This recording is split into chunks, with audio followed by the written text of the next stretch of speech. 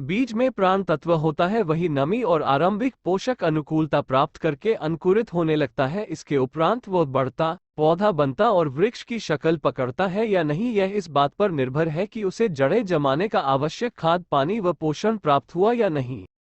यदि उसकी आवश्यकताएं पूरी होती चले तो बढ़वार रुकती नहीं, किंतु यदि बीज अपने स्थान पर बोरे में ही बंद रखा रहे, उसे सुखाया और कीड़ों से बचाया जाता रहे, तो वह मुद्दतों तक यथास्थिति अपनाए रहेगा। बहुत पुराना हो जाने पर काल के प्रभाव से वो हतवीर्य हो जाएगा अथवा घुन जैसे कीड़े लगकर उसे नष्ट कर देंगे। बीज में उगने की शक्ति होती है यदि वह पका हुआ हो, यदि उसे कच्ची स्थिति में ही तोड़ लिया गया है तो वह खाने के काम भले ही आ सके।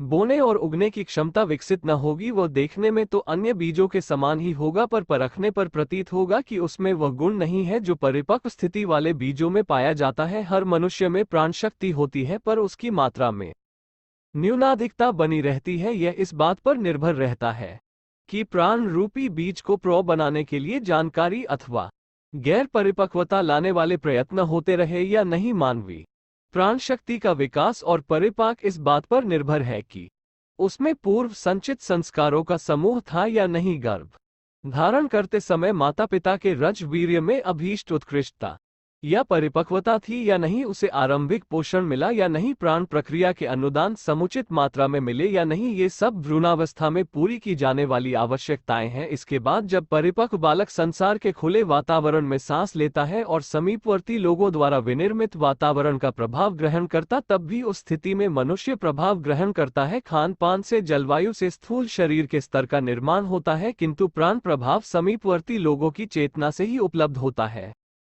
खोटे और ओछे लोगों के संपर्क से व्यक्ति स्तर की दृष्टि से ऊंचा नहीं उठ सकता। मांसलता की दृष्टि से वह मोटा, पतला या सुंदर कुरूप हो सकता है, पर व्यक्ति में जो प्रतिभा पाई जाती है, विशिष्ट स्तर की विशेषता देखी जाती है, वो इस बात पर निर्भर रहती है कि संपर्क वातावरण में किस स्तर की जीवट एवं क्षमता विद्यमान थी। अन्न जल से रक्त मांस बनता है, किंतु व्यक्तित्व विकसित करने की क्षमता उन लोगों में होती है जो अपने बड़प्पन के कारण छोटों पर प्रभाव छोड़ते हैं। मनुष्य का स्वयं का चिंतन मनन भी इस संदर्भ में काम करता है।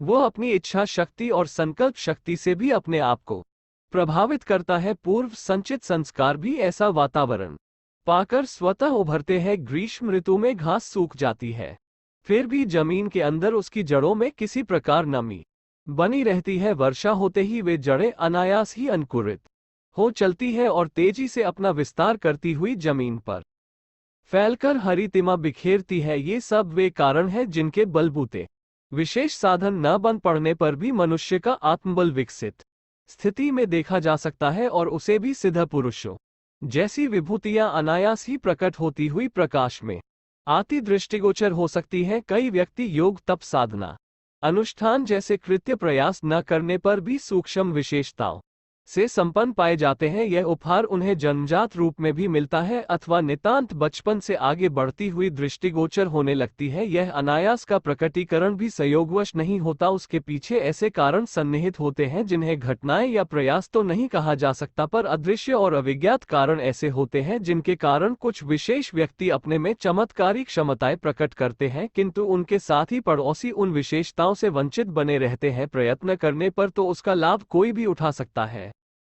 साहित्यकार, संगीतज्ञ, शिल्पकार, चिकित्सक, इंजीनियर आदि विशेषज्ञ अपने में थे विशेषताएं अभ्यास द्वारा अर्जित करते हैं। पहलवान व्यायामशालाओं में, विद्वान पाठशालाओं में, शिल्पी कारखानों में आवश्यक अभ्यास करते हुए समयानुसार सुयोग्य बनते हैं। किंतु आश्चर्य तब होता है जब प्रशिक्षण के अभाव में अथवा स्वल्प प्रशिक्षण के सहारे किसी किसी की प्रतिभा अनायास ही फूट पड़ती है। उदाहरण के लिए मोजार्ट वह वर्ष की अल्पायु में ही संगीता बन गए थे। पास्कल 12 वर्ष की उम्र में प्रख्यात गणितज्ञों की श्रेणी में गिने जाने लगे थे। 13 वर्ष की किशोरावस्था में वुडर प्रसिद्ध कलाकार बन गए थे। संत ज्ञानेश्वर ने 16 वर्ष की आयु में गीता का भाष्य किया था, तो सिख धर्म के प्रवर्तक गुरु नानक देव 10 वर्ष की छोटी अवस्था से ही भावपूर्ण शब्द की रचना करने लगे थे। इन प्रतिभाओं को देखने पर मोटी दृष्टि से सुयोग, संयोग, भाग्य, वरदान आदि समझा जाता है, पर वस्तुतः उस अनायास के पीछे भी कारण होते हैं। भले ही यह प्रत्यक्ष घटनाक्रम सामने आया हो या न आया हो, प्रयास अभ्यास तो कई लोगों का सफल होता है मनोयोग पूर्वक कड़ा परिश्रम करने पर तो कालिदास और वरदराज जैसे मूर्ख समझे जाने वाले व्यक्ति भी उच्च कोटि के विद्वान बन गए। सैंडो और चंदगी राम ने अपने गए गुजरे स्वास्थ्य को ऐसा बना लिया था कि उनकी गणना विश्व के मूर्धन्य पहलवानों में होने लगी। अमेरिका का जैक ब्लाटिन पिछले दिनों कई वर्ष तक कैंसर से पीड़ित रहने के उपरांत जब किसी तरह रोगमुक्त हुआ तो वो पहलवानी पर उतर आया। संकल्प, साहस और अभ्यास के सहारे उसने अपना शरीर बल इस स्तर तक बढ़ा लिया कि ओलंपिक कुश्ती के सुपर हैवीवेट का खिताब जीतकर न केवल अपने राष्ट्रीय गौरव को ऊंचा उठाया वरन समूची मानव जाति के लिए एक अनूठा और प्रेरणाप्रद उदाहरण प्रस्तुत किया। ये प्रयास का प्रत्यक्ष प्रभाव है, किंतु आश्चर्य तब होता है जब प्रत्यक्ष घटनाक्रमों के रूप में अभ्यास न किए जाने पर भी दिव्य क्षमताएं विकसित हो जाती हैं। विश्व में ऐसे अनेक व्यक्ति हुए हैं जिनमें ये प्रतिभा जन्मजात रूप में विकसित पाई गई है। हालैंड का क्रोसेट नामक एक बालक बचपन से ही भविष्यवाणियां करने के लिए विख्यात था। उसके द्वारा किए गए भविष्य कथन 100% सही उतरते थे। इजराइल का यूरी गेलर अपनी अतीन्द्रिय क्षमताओं के लिए प्रसिद्ध है। भविष्य दर्शन की विशेषता के कारण संसार भर में जिन लोगों ने विशेष ख्याति अर्जित की है उनमें एंडरसन, सेमवेज़ोन, पीटर हरकॉस, हेस्क्रेजर आदि के नाम प्रमुख हैं। नोस्ट्राडामस तो अपनी भविष्यवाणियों के लिए विश्वविख्यात ही है। फ्लोरेंस स्टर्नफेल्ड नामक 8 वर्षीय बालिका में दिव्य दर्शन की क्षमता अनायास ही फूट पड़ी थी। इसका पता लोगों को तब लगा जब उसने सदियों पुरानी टूटी फूटी एक कब्र के खोदे जाने की न केवल तिथि व समय बता दिया था वरन उसमें सोए हुए व्यक्ति का नाम भी बता दिया था। वो कब्र विलियम जॉनसन की थी, जिस पर किसी का नाम तक नहीं खोदा गया था और न किसी को उसकी जानकारी थी। रजिस्टर के पुराने पन्नों को पलटने पर फ्लोरेंस द्वारा दी गई जानकारी सही निकली। वस्तुतः इस संसार में अनायास कुछ भी नहीं होता है।